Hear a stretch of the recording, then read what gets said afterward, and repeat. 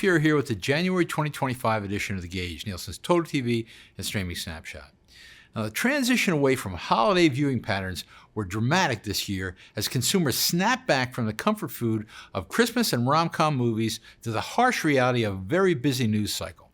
The one consistent thread across the intervals was football, including an eye-popping AFC Championship audience of 57.4 million on CBS helping broadcast, and the college football playoffs driving a big boost in cable sports. But football didn't just drive traditional categories, as January 11, 2025, which included the wild card playoff game on Prime Video, resulted in the second highest day of streaming on record with over 47 billion viewing minutes. And because of fewer NFL games, 19 this month versus 30 last month, broadcast sports were down, but dramas and news are both up by double digits. And thanks to a great lead-in program, the AFC Championship game, CBS's premiere of Watson took the top drama slot at 10.8 million viewers as broadcast saw its first share increase since September.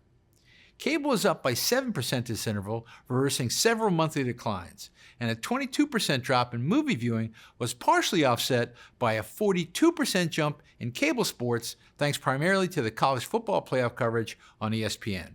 In fact, the 4 quarterfinals, the 2 semifinals, and ultimately the CFP Championship represented the top 7 telecasts on cable in January.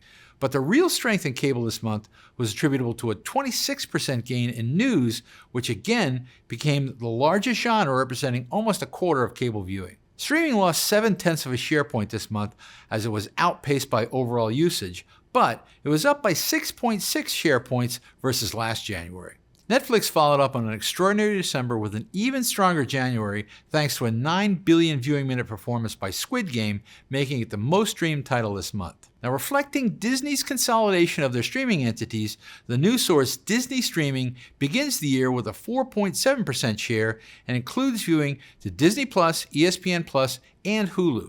The main driver here again was 2024's most streamed program, Bluey, which its 4.7 billion viewing minutes was the second most streamed title in January.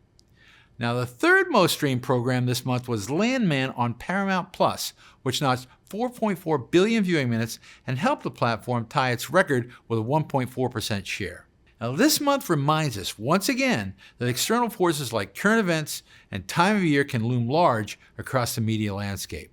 But record-setting or tying levels across multiple streaming platforms in January also underscores that changes we've observed over the past several years have become permanent. What's different here is that in many cases, it's not an either-or situation, with media companies quickly crossing content over between linear and streaming, and consumers are responding. Next month, we'll conclude this year's football season with the Super Bowl, and we'll be tracking an expected influx of both broadcast and streaming originals. Join us on March 18th at nielsen.com/thegauge for the next update, and we'll see you there.